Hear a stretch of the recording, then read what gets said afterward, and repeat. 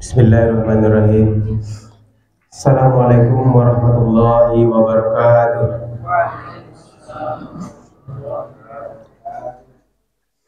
Alhamdulillazi arsala rasulahu bil huda wa dinil haq liyuzhirahu 'ala ad-dini kullihi walau karihal musyrikun.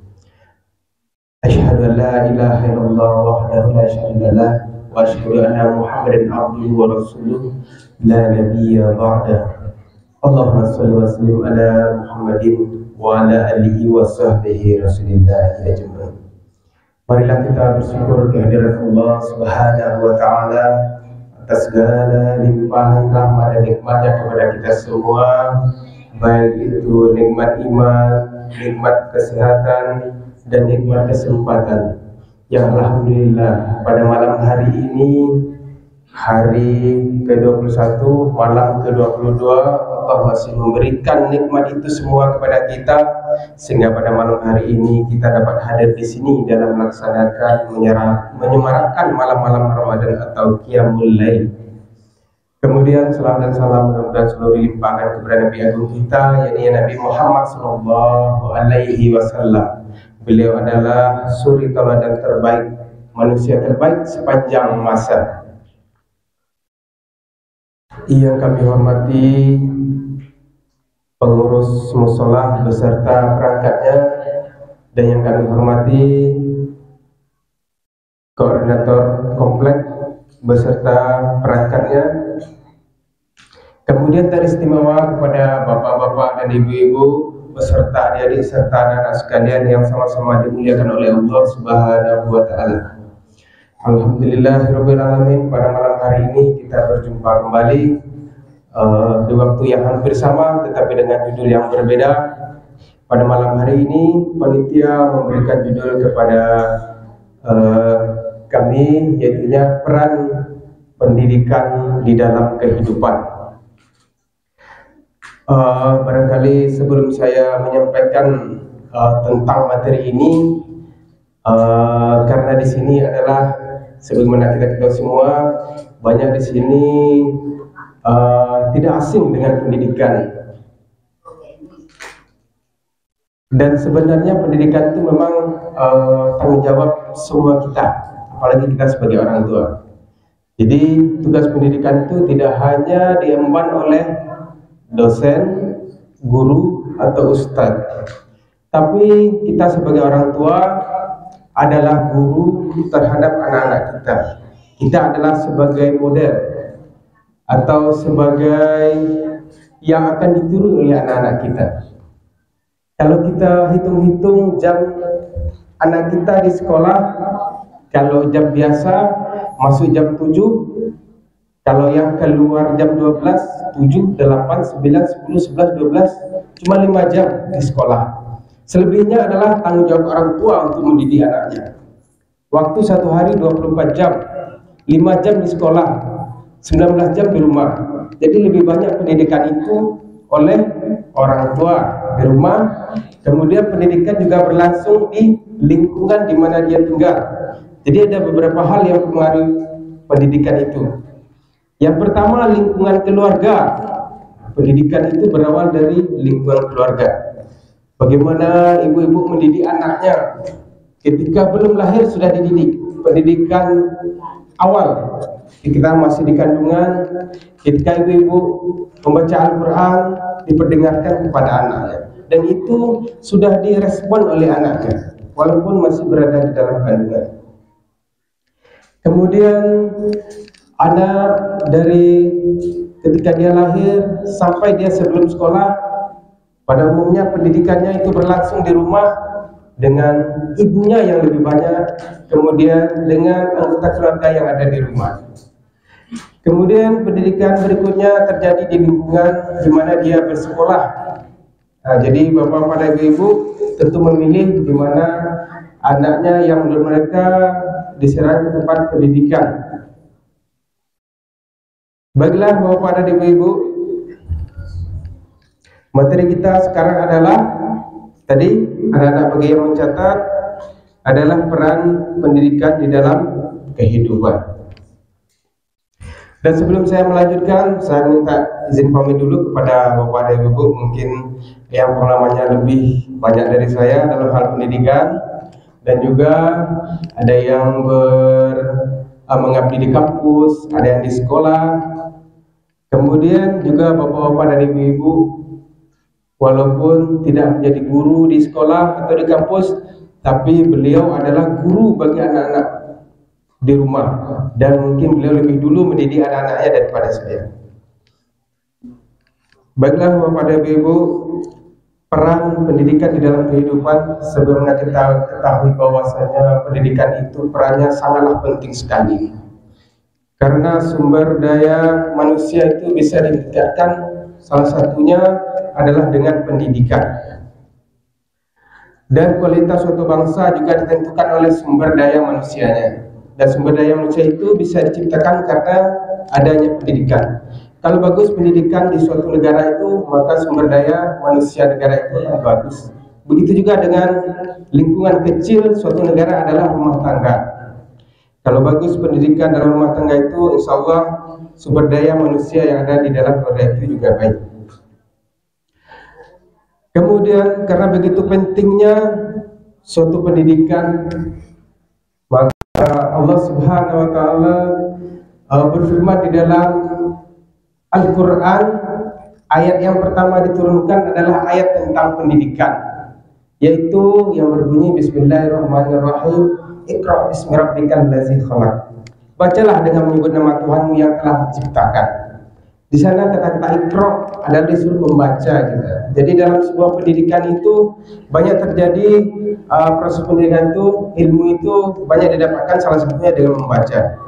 Iqra' di sini berarti artinya luas, bisa diartikan Iqra' itu adalah suatu pendidikan. Jadi Allah Subhanahu wa Ta'ala karena mementingkan suatu pendidikan, maka ayat yang pertama yang diturunkan di dalam Al-Quran adalah ayat tentang pendidikan. Begitu pentingnya pendidikan, peran pendidikan di dalam kehidupan manusia. Kemudian Rasulullah SAW pun pernah mengatakan bahwasanya barang siapa yang ingin sukses dia hidup di dunia, dia harus dengan ilmu, yaitu ilmu didapatkan dengan pendidikan. Barang siapa yang ingin sukses dia hidup di akhirat kelak juga harus dengan ilmu, dan ilmu itu didapatkan dengan pendidikan.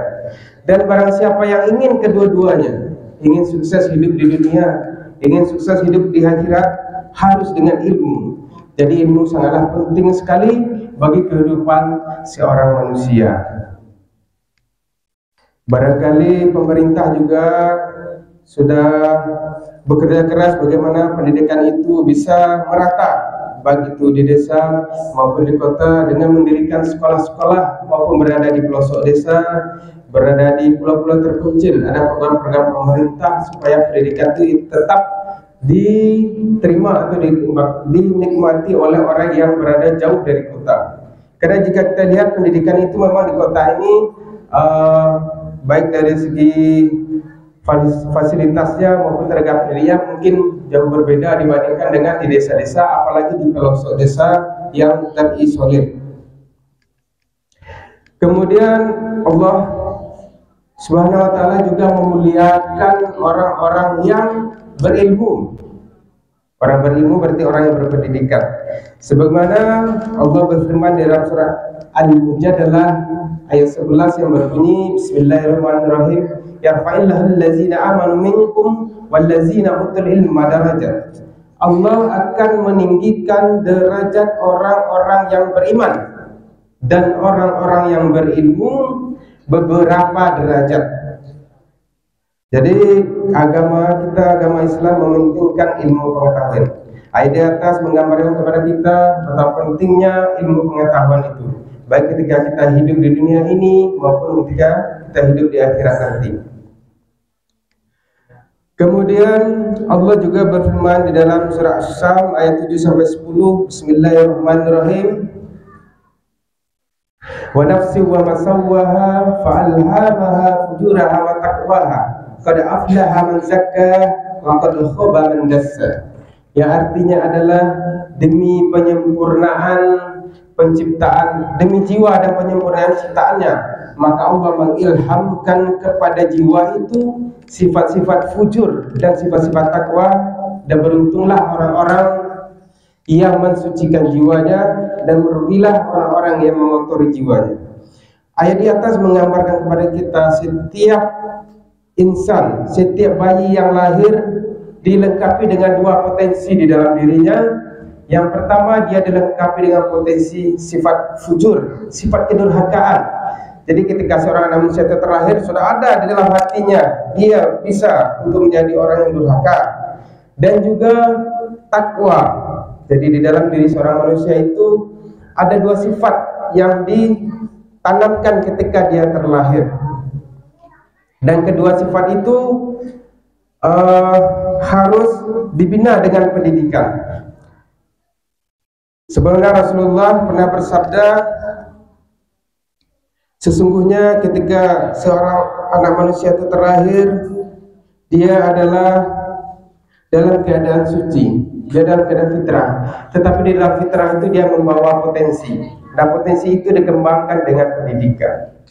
Jadi ketika kita mendengar manusia itu dua sifat yang dimilikinya, fujuraha wa taqwaha, ketika tingkat fujur itu, sifat fujur itu adalah mengarah kepada sifat-sifat yang biasanya dimiliki oleh setan.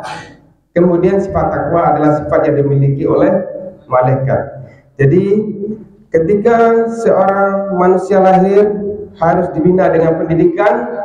Pendidikan itulah nantinya akan mengarahkan kemana arah pendidikan itu, tergantung dari orang tuanya, bagaimana orang tua mendidiknya. Kemudian tentunya tujuan pendidikan yang tertinggi adalah menciptakan manusia yang berpendidikan dan manusia yang bertakwa. Ketika bapak-bapak dan ibu-ibu memiliki anak, pasti mempunyai cita-cita nanti anaknya mau dijadikan seperti apa. Misalnya mau dijadikan sebagai seorang dokter, tentu dokter yang ahli di bidang kedokteran, tapi juga dia ahli di bidang agamanya. Jangan sampai dia ahli di bidang kedokteran, tapi dia tidak kenal dengan Tuhannya. Alangkah ruginya bapak dan ibu menyekolahkan anaknya dengan biaya yang mahal, dengan dari kecil sampai besar dididik di rumah, di sekolah, di perguruan tinggi. Tapi ketika bapak dan ibu tua, ketika bapak dan ibu sudah meninggal, siapa yang mendoakan bapak dan ibu? Dia akan sibuk dengan tugasnya sebagai dokter. Kemudian ketika dia sebagai seorang ahli ekonomi, jadilah dia menjadi seorang ahli ekonomi yang bertakwa. Dia ahli di bidangnya, tetapi dia juga kenal dengan Tuhannya. Karena jika kita tidak kenal dengan Tuhan kita, bagaimana kita akan kenal dengan orang tua kita? Tuhan saja yang menciptakan kita, yang menguasai kehidupan kita. Ditekan saja satu kabel yang ada di tubuh kita, ya, bisa kita tidak bergerak kalau kita sadari. Jadi itulah cita-cita tertinggi daripada peran pendidikan di dalam kehidupan, bahwasanya pendidikan itu dapat merubah seseorang dari yang tidak tahu menjadi tahu, dari yang tidak berakhlak menjadi berakhlak mulia. Dan guru kita yang terbaik sepanjang masa adalah Nabi Muhammad SAW, karena beliau telah berhasil merubah umat manusia dari masa jahiliyah kepada masa yang penuh dengan ilmu pengetahuan. Demikian saja, billahi taufiq hidayah. Assalamualaikum warahmatullahi wabarakatuh.